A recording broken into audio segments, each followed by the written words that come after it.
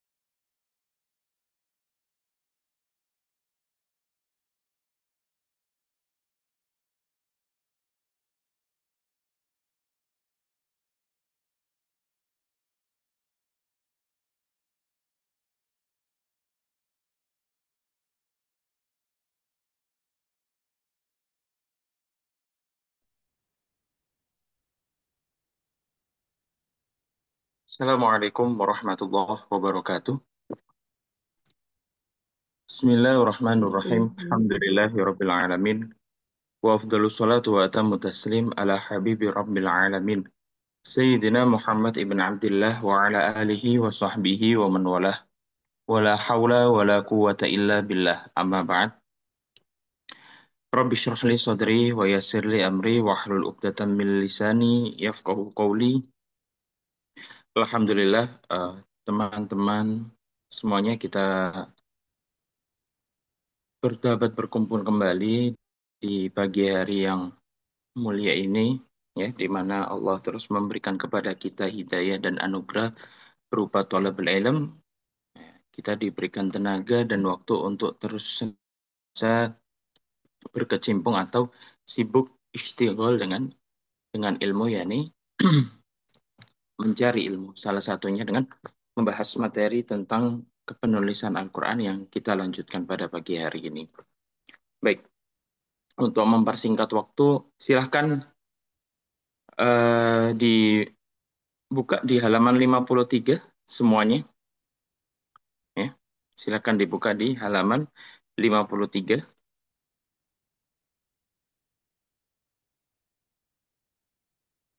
Oke. Di sini kita masih melanjutkan tentang syair Arabi yang ditulis oleh para penyair-penyair pada zaman dahulu, tentang bagaimana Al-Quran itu ditulis, tentang bagaimana Al-Quran itu dicetak pada zaman dahulu melalui media apa saja yang kemarin itu kita apa namanya salah satunya membahas tentang syair daripada Labid ya. Labid seorang yang terkenal, seorang yang pada apa namanya memang salah satu penyair terhebat ya di zaman sebelum Islam, karena Labid ini syair-syairnya termasuk daripada syair yang dianggap salah satu apa syair dari 10 penyair terhebat di masanya, yang syair-syairnya ini ditempel di dinding Ka'bah. Ya, ini salah satunya orangnya bernama Labid ya. Bahkan beliau itu ketika ketika sebelum masuk Islam itu banyak syair-syairnya yang memuji tentang raja, memuji tentang keunggulan seorang raja. Tetapi ketika masuk Islam, beliau benar-benar berubah, ya, berubah drastis, berubah total.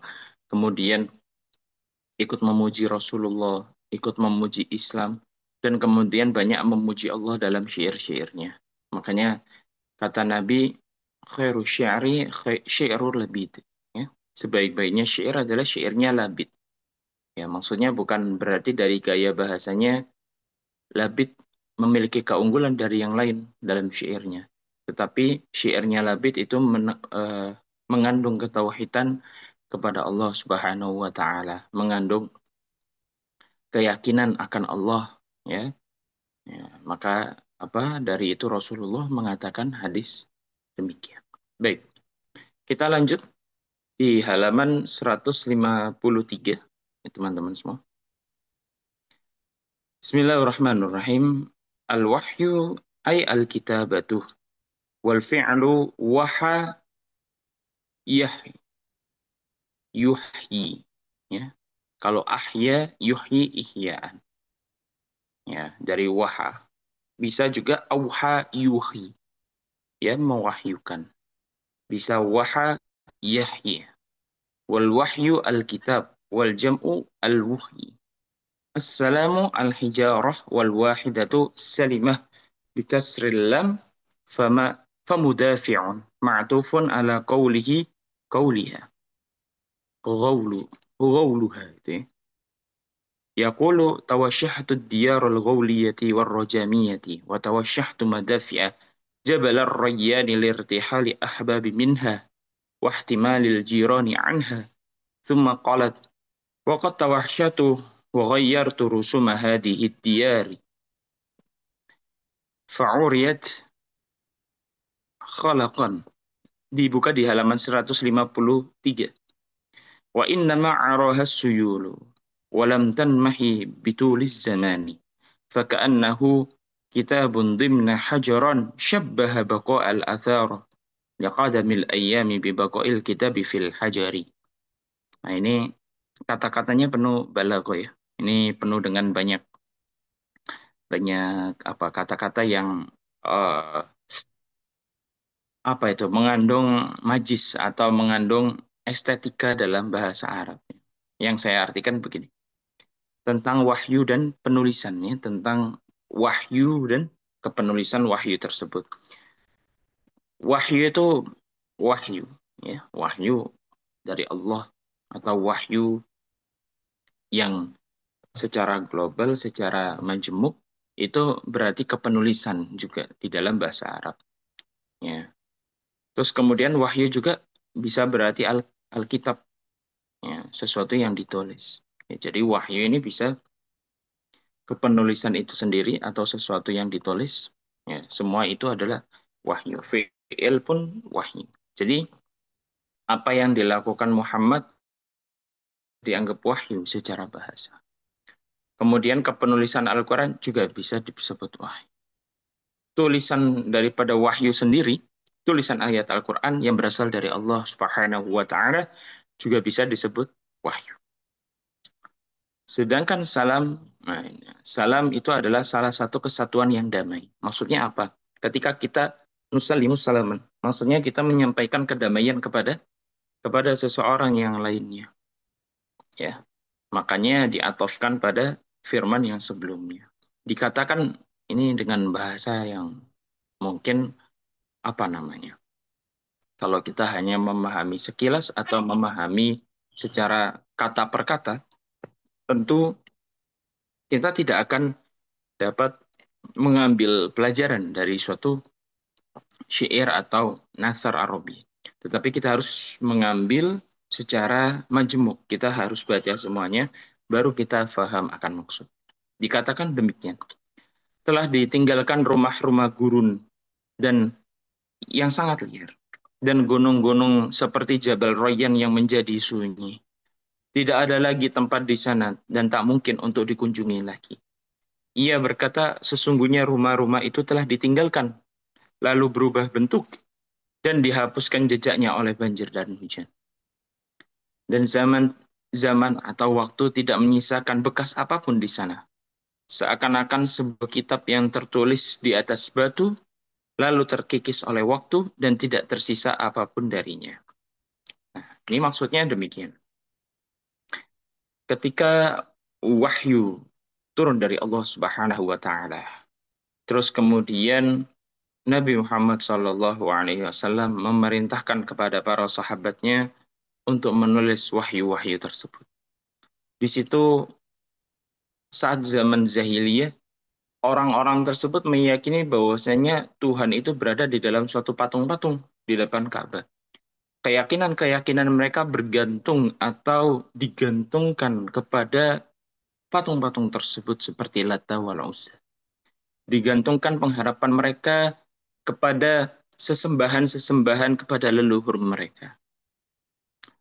Akan tetapi sesembahan-sesembahan tersebut akhirnya ditinggalkan,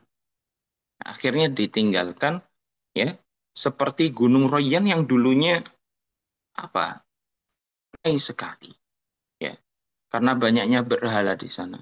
Terus kemudian menjadi sunyi, senyap, tidak seseorang pun yang mengunjunginya, ya. Tidak ada yang mengunjunginya lagi semenjak Nabi Muhammad mendapat wahyu. Perlahan orang-orang yang di sana, perlahan orang-orang memasuki agama Islam, mendaftarkan diri untuk masuk agama Islam. Ini akhirnya membuat rumah-rumah gurun dan liar. Maksudnya adalah membuat berhala-berhala sesembahan mereka itu tidak dikunjungi lagi, tidak berfungsi lagi. Gunung-gunung yang biasanya dikunjungi untuk dijadikan tempat persembahan, akhirnya tidak dikunjungi lagi. Sampai dikatakan rumah-rumah itu, maksudnya tempat-tempat tersebut telah ditinggalkan. Tidak ada lagi yang mengunjungi gunung tersebut, rumah tersebut, atau berhala-berhala tersebut.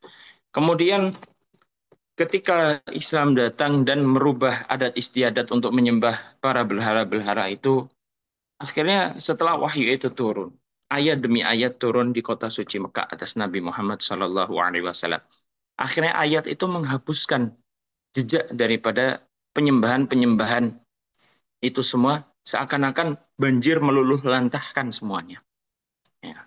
Dan zaman tidak menyisakan bekas apapun di sana. Ya, akhirnya dengan berlangsungnya zaman, dengan eh, lamanya waktu, ya, wahyu itu turun. Akhirnya bekas kebodohan mereka dalam menyembah para berhala-berhala tersebut sudah hilang. Ya, seakan-akan kitab yang tertulis di batu, seakan-akan suatu yang diukir di atas batu itu alanya. Seperti kalau kita melihat prasasti-prasasti di Indonesia, ya, yang diukir di atas batu, ya seperti itu. Wahyu, wahyu demikian, ya, bisa mengalahkan jejak-jejak, jejak-jejak peninggalan-peninggalan kebodohan daripada orang-orang jahiliyah, orang-orang Quraisy pada zaman dahulu. Ya, sehingga terkikis oleh waktu, waktu pun menghilangkan jejak kepeninggalan mereka dan tidak tersisa apapun. Ya, nah, ini menunjukkan kata-kata yang sangat indah, kata-kata sangat indah tentang bagaimana wahyu itu ketika turun dapat eh, apa namanya, mengalahkan, ya, ketika wahyu dari Al-Quran itu perlahan-lahan turun kepada Nabi Muhammad, ini dapat mengalahkan eksistensi atau menghancurkan daripada eksistensi berhala-berhala yang disembah oleh para orang-orang kafir tersebut. Sajdatus Syair, Ruwiya annal Faruzdaq. Nah, ini termasuk dari penyair yang hebat pula, Farozdak. Ya. Marra bi masjidin Bani Qaisar bil Kufah wa alaihi rajulun yunshidu wa julasuyuli anit tululi ka'annaha zubarun tajidu mutunaha aqlamuha fasajada فقيل له ما هذا يا أبا فراس فقال أنتم تعرفون سجدة القرآن وأنا أعرف سجدة الشعر وقال عدي بن تجزي أغنك أن إبرات روقه فلم أصاب من الذوات مدادها قال الزبيدي وقال ابن الرقاء عرف الديار توهما فاعتادها من بعد ما شمل البلا أبلادها آه. اعتادها أي أعاد النظر إليها مرة بعد أخرى لدروسها حتى عرفها ومما يستحسن من هذه القصيدة قوله في صفة أعلى قرن ولد الظبية. Nah, ini artinya demikian. Sajadatul syari, ya di sini maksudnya sujudnya atau tunduknya. Ya, karena sujud itu ketika kita sujud, ya ketika kita sujud misalnya di dalam sholat, itu menunjukkan kelemahan kita dan menunjukkan apa namanya tunduknya kita, patuhnya kita kepada sesuatu yang disembah. Kalau misalnya kita sujud kepada Allah, kita meyakini bahwasanya kita tunduk kepada semua apa yang diperintahkan Allah. Kita tunduk terhadap eh, semua yang kita yakini akan Allah. Ya, kita patuh akan perintahnya. Ya, ini merupakan arti sujud itu sendiri. Disebutkan bahwa ketika seorang penyair yang bernama Farozdak ini melewati suatu masjid Bani Qaisar dengan kepala tertunduk, ya, dengan kepala tertunduk. Ya, kepala tertunduk di sini adalah menunjukkan bahwasanya seseorang itu memiliki sifat tawadhu. Ya. Karena disebutkan dalam ilmu tasawuf ketika seseorang itu mengadahkan kepalanya, nah, itu seakan-akan wala tamshi fil ardi maroha. Janganlah kamu berjalan di atas bumi, ya maksudnya buminya Allah dengan keadaan maroha. Maroha itu apa namanya? Sombong atau berbangga diri, ya, atau kepalanya ditegakkan, ya seakan-akan menunjukkan siapa saya. Itu demikian ya. Makanya orang disarankan kalau misalnya jalan itu mending menunduk saja. Ya, pertama tahu jalan, terus kemudian menunjukkan bahwasanya dia ya, itu apa namanya dia adalah seorang hamba, ya, tawadhu, tidak sombong, dan yang ketiga kenapa kita tertunduk kepada tanah, bahwasanya kita yang memang berasal dari tanah dan akan kembali ke tanah. Lalu seorang laki-laki menyuruhnya untuk mengangkat kepala. Ya, ada seorang laki-laki ketika Farostak ini lewat di masjid, terus kemudian menyuruh si Farostak ini untuk mengangkat kepala, tidak menundukkan kepalanya terus-menerus. Kemudian dia berkata, kenapa kamu tertunduk seperti itu?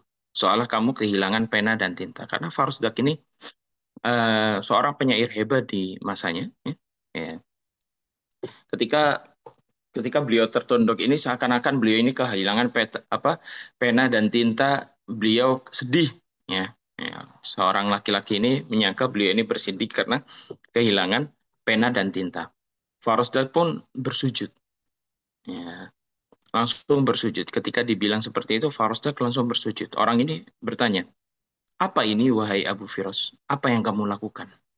Ia menjawab, kalian mengetahui sujud tilawah di dalam Al-Quran, sedangkan aku mengetahui sujud dalam syair. Ya, maksudnya ketika kita sujud di pertengahan Al-Quran, yakni sujud tilawah, ya, ini menunjukkan bahwasanya di dalam syair juga ada sujud. Maksudnya tunduk, kita tunduk atau namanya saking agungnya syair tersebut sampai kita tertunduk atau sampai kita bersujud. Ya, saking agungnya konteks atau isinya.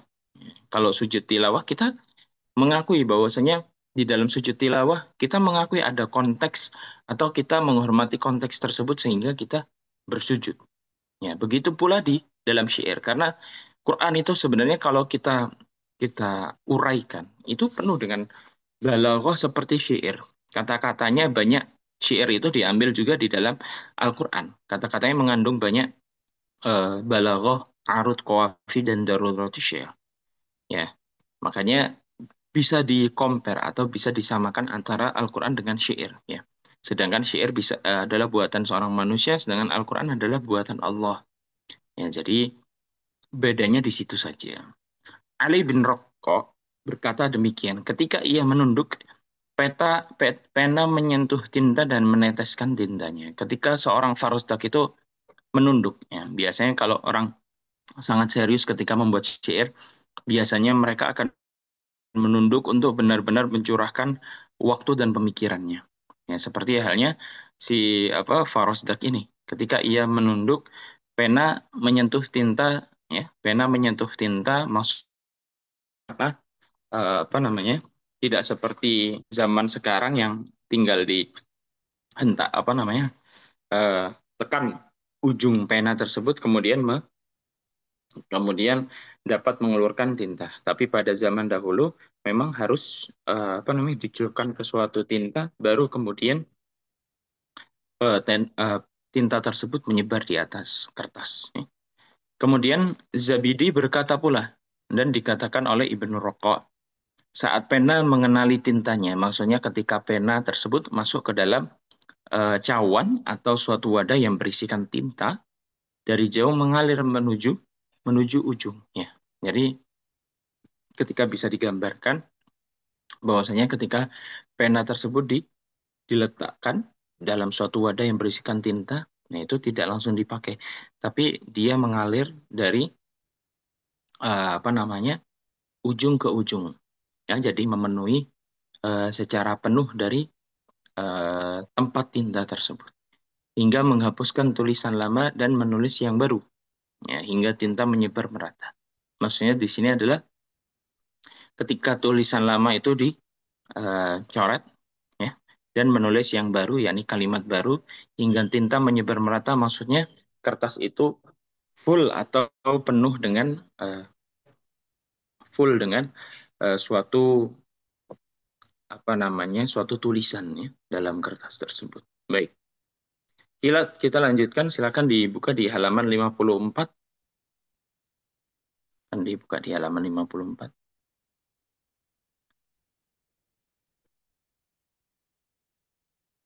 وقال المرار ابن سعيد الفقعشي عفت المنازل غير مثل الأنكش بعد الزمان عرفته بالقرطس. Ya. والنقش بالكسر المداد الذي يكتب به جيم أنقاس وأنقاس. Ya. وبالقرطاس أي في القرطاس. وقال ابن دريد النقش الذي تسميه العامة المدادة عربي معروف. وأنشد مجاجة نكس بأديم مم- ممجمع. وقال المرقاش الدار قفر والرسوم كما رقش في ظهر الأديم قلم. وقال طرف ابن عبد أشجاك الربع أم قدمه أم رماد دارس همم كسطور الرب رقشه بالضحى مرقش يشمه. Nah ini apa namanya salah satu syair yang dikumandangkan yang tentang masalah wahyu dan kepenulisan. Ya. Marwazi ibn Sa'id, ya. Marrar ibn Sa'id al-Faqashi. Ya, ini mengatakan demikian. Rumah-rumah besar tidak seperti dahulu. Zaman telah memudarkannya dengan suatu kapur dan debu. Dan matahari menuliskan kepadanya dengan huruf-huruf yang penuh nafas dan desahan di atas kertas. Maksudnya rumah-rumah besar tidak seperti dulu, kemegahan daripada peninggalan-peninggalan zaman jahiliyah ini tidak seperti dahulu. Sudah hilang karena datangnya suatu agama yang lebih besar, yakni Islam. Zaman telah memudarkannya, waktu demi waktu apa yang ditinggalkan oleh jahiliyah menyembah berhala, hilang adat kebiasaan tersebut. Ya. Terus kemudian banyak peninggalan-peninggalannya, akhirnya sejarahnya hilang dengan kapur dan debu, maksudnya dengan penuh apa namanya debu-debu yang di sana sudah karena tidak dikunjungi, akhirnya tidak dibersihkan, membuat tempat-tempat tersebut, peninggalan-peninggalan tersebut hilang. Dan matahari menuliskan kepadanya dengan huruf-huruf yang penuh nafas dan desahan di atas kertas. Maksudnya ketika wahyu itu datang, akhirnya banyak orang yang menulis daripada wahyu-wahyu tersebut dari katibul wahyu, orang-orang yang menulis wahyu, akhirnya lebih banyak ya berkembang agama Islam itu sendiri daripada agama nenek moyang dari orang jahiliyah.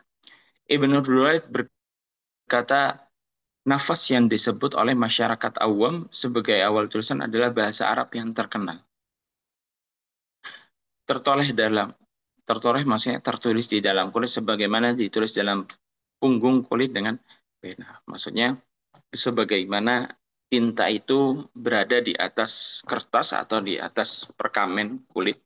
Ya, begitu juga lah ditulis dalam punggung kulit dengan pena. Maksudnya ditulis dengan suatu pena. Ini tentu kata-katanya kalau dipahami secara kontekstual, tentu kita tidak akan mengetahui apa makna di balik syair-syair ini. Jadi memang dalam mempelajari syair kita memerlukan banyak apa namanya?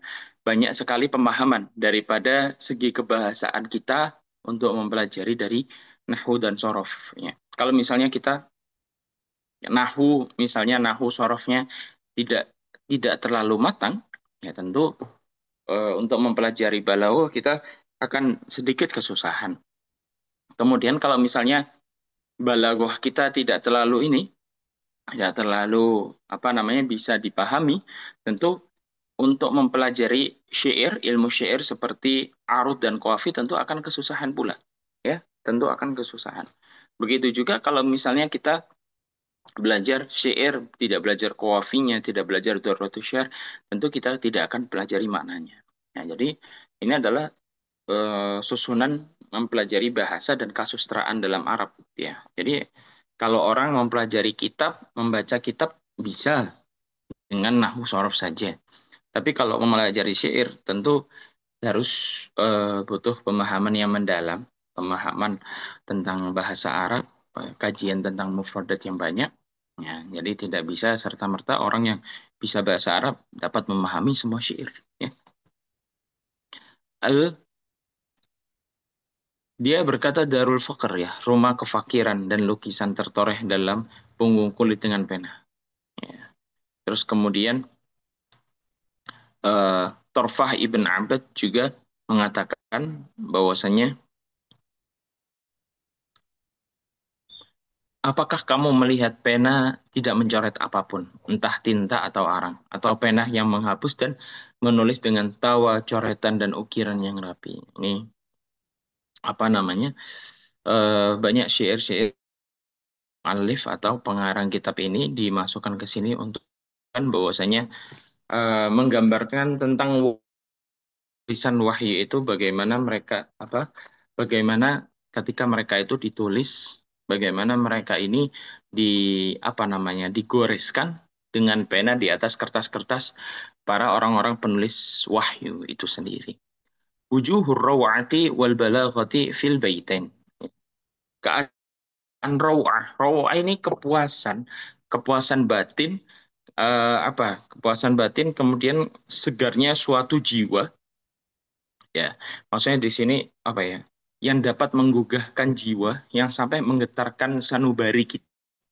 Nah ini kata rawah saja ya kalau kita paham ya wal balaghah dan keindahan dari bahasa itu keindahan dari susunan-susunan kalimat dalam dua bait tadi.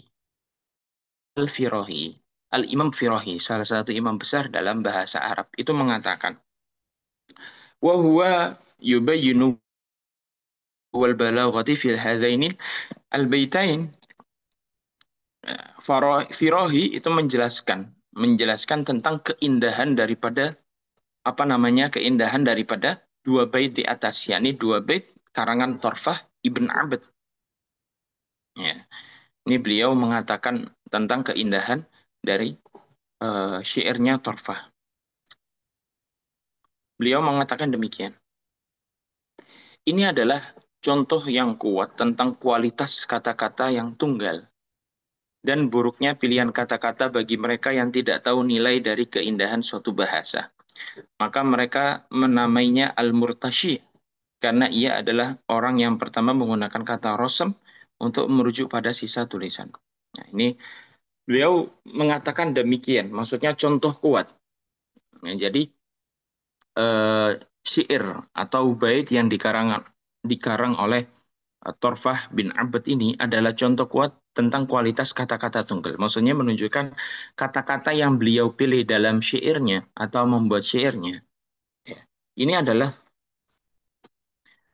suatu kata-kata yang tidak eh, dapat diungguli atau tidak dapat mengalahkan, ya, tidak dapat dikalahkan, maaf, tidak dapat dikalahkan oleh syair manapun dari segi pengambilan kata-kata yang tunggal. Maksudnya kata-kata yang dijadikan dalam syairnya Torfa ini, ya.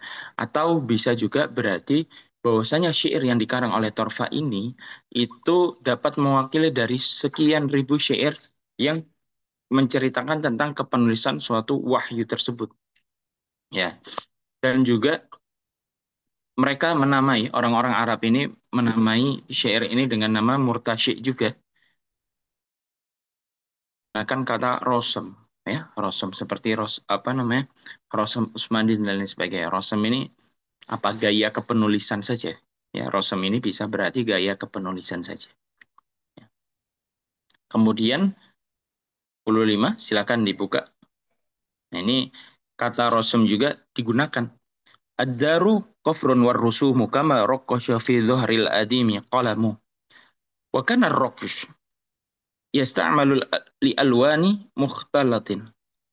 مختلطة متباينة واضحة كما تكون على جلد الحية فهذه صورت بقايا الرسوم بصورة واضحة ولم يضع حسن اختياره في قوم فطن تبعه الشعراء فقال ترفة كسطور الرق رقشه بالضحى مرقش يشن فزاد طرف لفظة الضحى لتدل على وجود صنعه فإنه إن فعله في الليل التي الضوء في النهر لعله لم يبين الألوان فلو لم يفطن ترفع عن حسن لفظ الرقش في الوضوح لم يزد عليه لفظ الضحى ثم زاد على لفظه مرقش وأراد ترفع أن يسبق المتبوع فإن القلم ربما يستعمله من لا يحسن الصنعة ولكن إذا أخذه صاحبه أجاد الرقش ثم زاد عليه لفظ يشمه ليبين عادته بالوشم وفي نفس الوقت أكمل التصوير حينما جاء به في سورة الفعل كأنك ترى مرقشا يشم الرك في الدهى وقال أبو علي القالي والمجلة صحيفة كان يكتب فيها شيء من الحكم وأنشد بيت النابغات الذبيان مجلتهم ذات الإله ودينهم قويم فما يرجون غير العواقب. Nah, ini saya artikan terlebih dahulu, ya, di halaman ini. Tertoreh dalam satu kulit, maksudnya dituliskan wahyu tersebut di atas suatu kulit. Sebagaimana ditulis dalam suatu punggung kulit dengan pena. Seakan-akan punggung kulit, ya, maksudnya apa namanya, bagian luar daripada kulit. Ya, karena kulit itu ada kulit bagian luar, ya, ada kulit bagian dalam.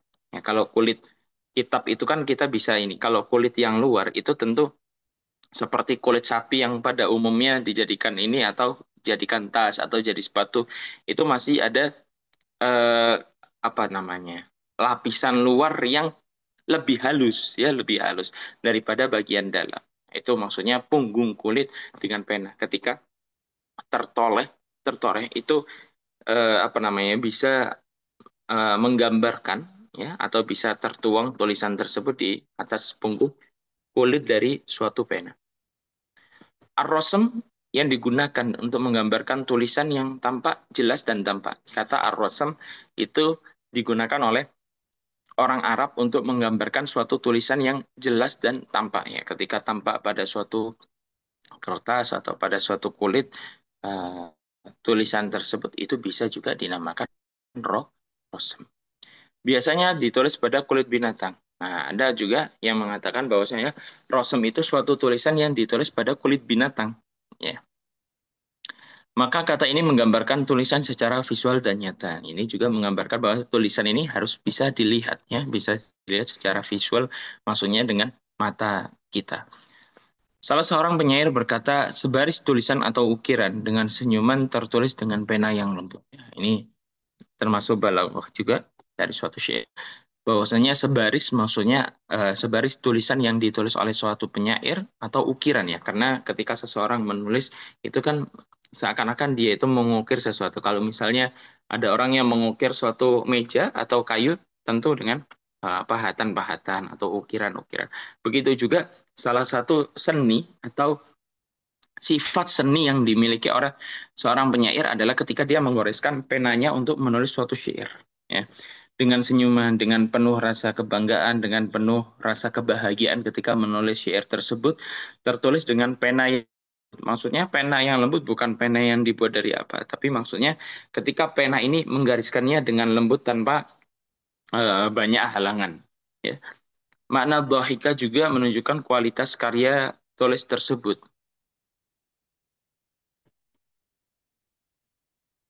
Iya, baik. Insya Allah nanti di, dibuatkan kesimpulan.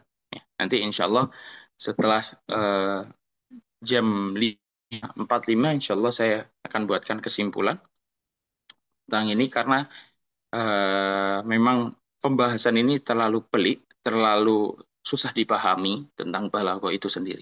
Baik, nanti akan saya buatkan kesimpulannya. Kata murtasyid juga menunjukkan bahwa pena ini digunakan oleh orang yang ingin menunjukkan keindahan tulisan. Maksudnya kata murtasyid yang digunakan dalam bahasa Arab itu menggunakan apa namanya? Menggambarkan ketika pena, suatu pena, ya, yang digunakan seseorang untuk menulis apa namanya? Puisi, menulis tentang kalam-kalam Arab yang penuh keindahan seperti syair-syair para penyair yang sudah saya sebutkan. Nah, ini bisa juga penanya dinamakan dengan nama murtashi. Ya. Kalau tidak, ia akan menggunakan alat yang seadanya. Karena untuk menulis suatu syair dahulu, orang itu harus menggunakan peralatan yang sangat proper, ya, tidak asal nulis saja, ya. Karena yang ditulis ini sesuatu yang dapat membanggakan orang tersebut, tentu ditulisnya dengan alat-alat yang proper, ya. Seperti kita kalau misalnya kita mau membuat suatu lukisan, tentu lukisan yang akan kita buat, lukisan yang menggambarkan tentang estetika suatu seni lukis, yang menggambarkan jiwa kita, identitas kita. Tentu kita tidak sembarangan mengambil kuas, tidak sembarangan mengambil catnya. Tetapi kita memilih cat yang terbaik, memilih kanvas yang terbaik untuk menggoreskan keindahan-keindahan seni lukis yang akan kita lukis tersebut. Ya, baik. Terus kemudian kata yashumuh atau menghapus menggambarkan suatu tindakan menghapus dengan lembut, ya, menghapus dengan secara pelan. Seperti orang yang menghapus tinta dari kertas dengan pena secara perlahan. Abu Ali Al-Farisi berkata majalah adalah lembaran tempat tulisan, ya, yang mencakup suatu hukum-hukum. Adalah apa namanya, tidak seperti majalah yang kita kenal, ya, tabloid-tabloid yang ada gambar atau menggambarkan peristiwa tertentu. Kalau menurut orang Arab, majalah adalah suatu lembaran, ya, atau tempat di mana suatu tulisan yang mencakup hukum-hukum pada zaman saat itu. Seperti mungkin sekarang hukum-hukum KUHP atau hukum pidana yang ditulis dalam suatu kitab tebal itu bisa juga diartikan majalah. Seperti halnya suatu syair mengatakan kaum yang menulis, maksudnya kaum yang menulis dalam majalah tersebut, mereka mencatat dalam majalah, mereka tidak peduli dengan sanksi yang sangat keras. Maksudnya apa di sini? Orang-orang yang menulis, ya, orang-orang yang menulis atau mencatat suatu hukum tersebut, terkadang pula mereka tidak peduli dengan sanksi yang keras. Ya, kita lihat bahwasanya kalau di Indonesia ini ada seseorang yang mereka ahli hukum, mereka orang-orang yang ahli dalam suatu bidang hukum. Mereka menulis hukum tersebut, tapi mereka kadang yang menyalahkan hukum tersebut, ya.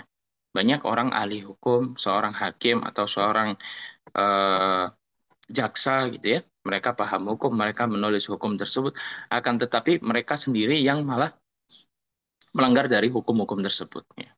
Ya. Kemudian ada juga bukti daripada Al-Quran bahwa bangsa Arab orang yang pandai atau ahli dalam tulis menulis. Ya.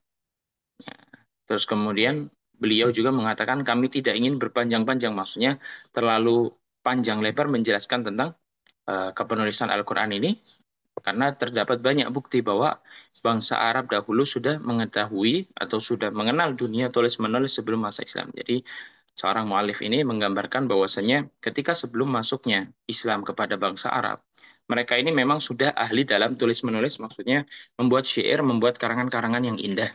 Ya, tetapi memang ada bedanya antara syair dan dengan wahyu yang datang kepada Nabi Muhammad SAW. Terus kemudian dibuktikan dengan bukti-bukti otentik dari syair-syair yang terdapat pada zaman sebelum Islam, bahwasanya orang Arab ketika menulis suatu syair, mereka menggunakan alat tulis dan kertas itu sendiri. Baik, ya, saya simpulkan pembahasan pada pagi hari ini. Begini, kalau memang agak susah memahami tentang materi kepenulisan wahyu ini karena banyak materi yang disampaikan dalam bentuk syair.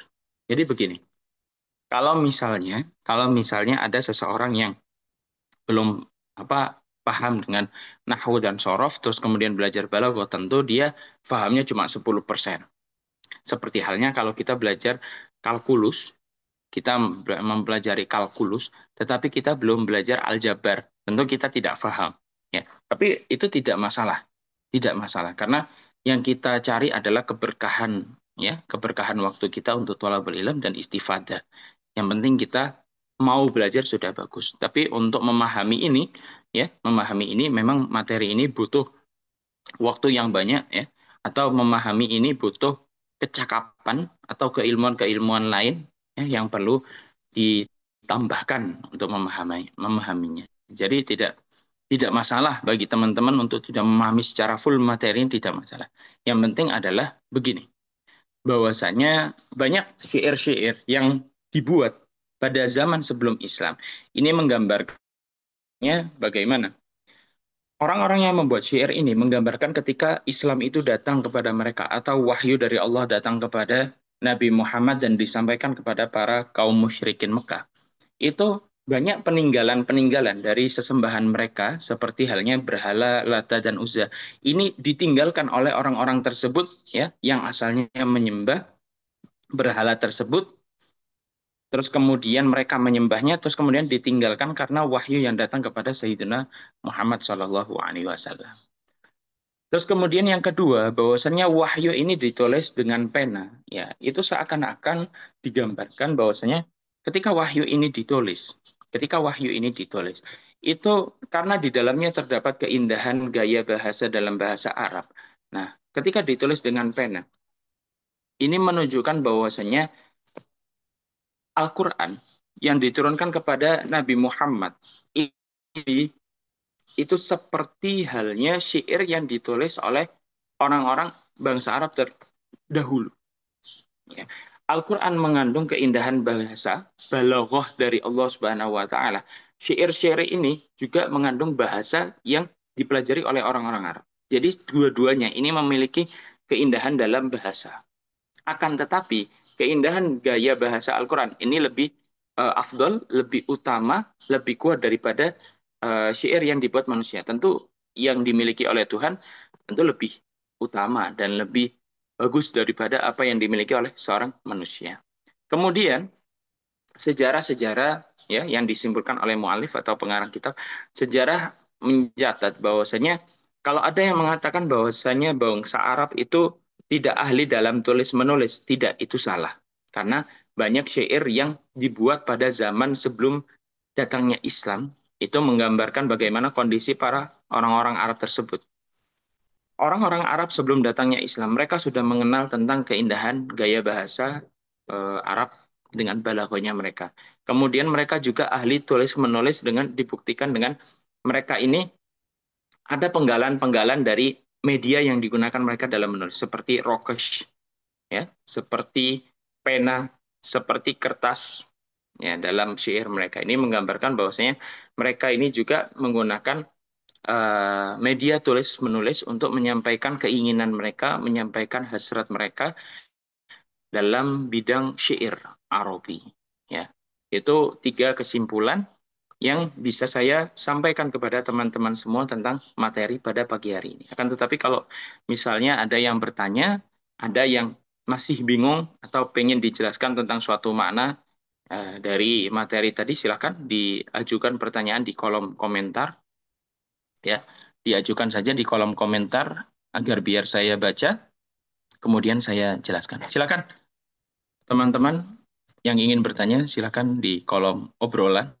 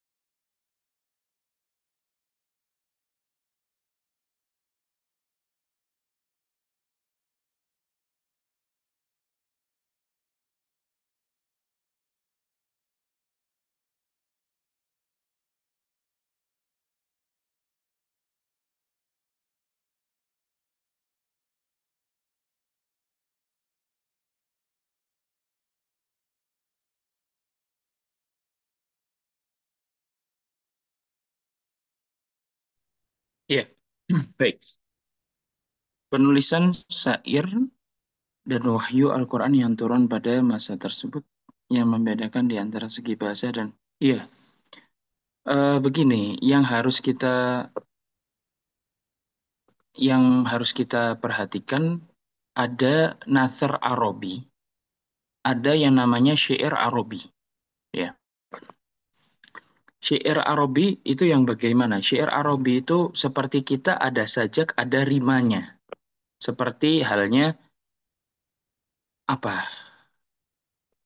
Seperti ini. Misal begini. Atala aduli fi kufronahul hawa wa amanta ya dobbi fa'nas walatan far. Seakan-akan kita berkata demikian. Jalan-jalan di kota Semarang. Tidak lupa membawa pena. Ya. Kalau misal engkau sayang dengan seseorang, jangan lupa kamu banyak bertanya. Nah, ini gaya-gaya ini itu ada saja kerimanya AB AB. Ya. Ini namanya syair. Tapi kalau nasr itu seakan tulisan yang panjang gitu, ada kalimat yang ada susunan kalimat paragrafnya. Ya. Jadi ada nasr, ada ini. Sedangkan wahyu, wahyu ini digambarkan itu seperti nasr. Syair itu ya seperti syair, karena kita bukan belajar arut dan qafi, jadi agak susah membedakannya. Ya. Intinya yang membedakan antara syair dan wahyu ini susunan tata kalimat, ya, tata kalimat, ya. Kalau nathar itu bentuknya cerita seperti apa namanya? Al-Qur'an. Al-Qur'an itu kan amma yatasaalun, dari sesuatu yang mereka perdebatkan. Anin naba'il azim. Nah, ini kan seperti cerita, ya, cerita penggalan-penggalan cerita yang digabungkan. Sedangkan kalau syair itu seperti yang saya jelaskan, seperti pantun itu. Ya, dari segi kalimatnya, susunan kalimat ya itu berbeda antara wahyu Al-Qur'an. Terus kemudian dari segi bahasanya juga memang sudah berbeda. Gaya bahasa manusia dengan gaya bahasa Tuhan tentu berbeda. Akan tetapi yang sama antara syair dan wahyu Quran adalah sama-sama mengandung atau sama-sama mengandung gaya bahasa Arab yang indah.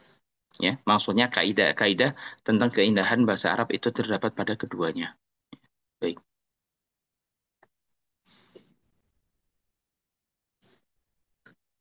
ya.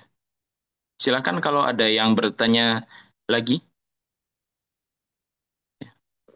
karena untuk 15 menit, silakan waktu untuk bertanya.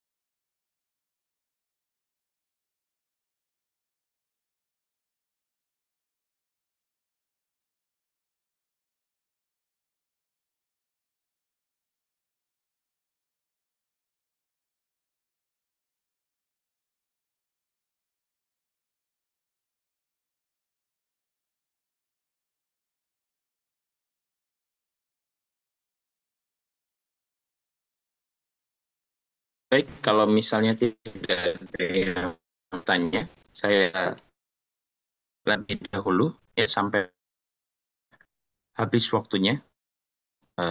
Kalau misalnya ada yang bertanya, kan diajukan di kolom obrolan.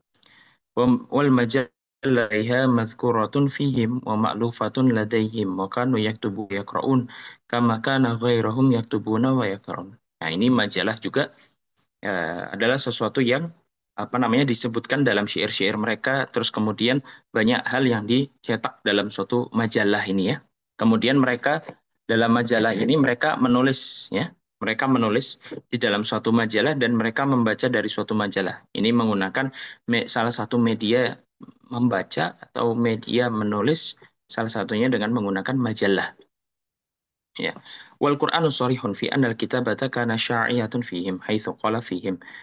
Quran juga sangat-sangat menjelaskan, sangat jelas, gamblang, ya, menjelaskan bahwasanya kitab atau penulisan itu apa namanya terdapat pada orang-orang tersebut. Maksudnya orang-orang Arab ya, itu juga menggunakan penulis apa menggunakan tulis menulis sebagai media mereka.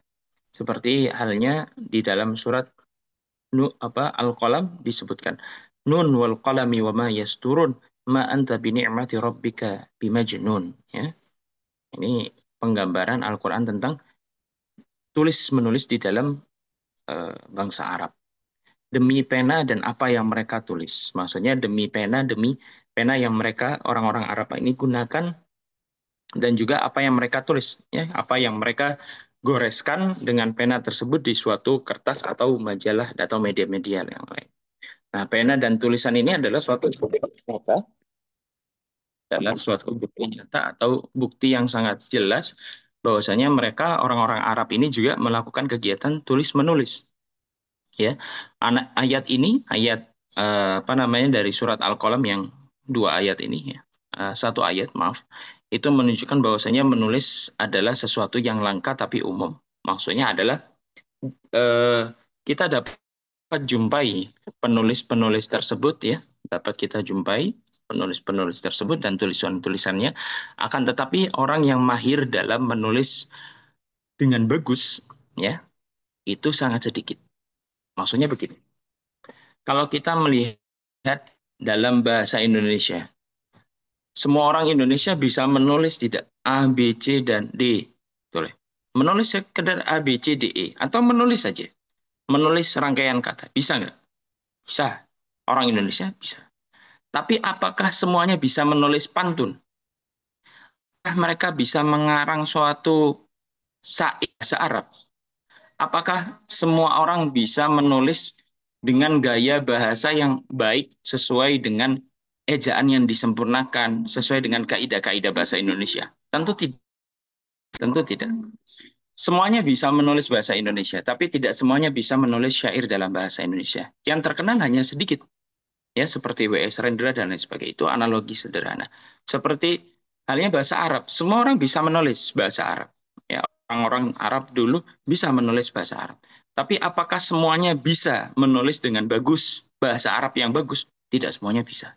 Ya, seperti yang saya gambarkan tadi, semua orang bisa menulis A, B, C, D, E, F, G. Semuanya bisa menulis kalimat-kalimat bahasa bahasa Indonesia. Tapi untuk mengarang bahasa Indonesia yang bagus dan benar, tidak semuanya bisa melakukan. Ya, itu yang bisa saya sampaikan pada pagi hari ini karena ada beberapa yang sudah melanjutkan aktivitasnya ya, untuk bekerja. Silahkan ya, saya mohon maaf jika ada lebih dan kurangnya. Wabillahi taufiq wal hidayah. Wassalamualaikum warahmatullahi wabarakatuh. Waalaikumsalam warahmatullahi Waalaikumsalam warahmatullahi wabarakatuh.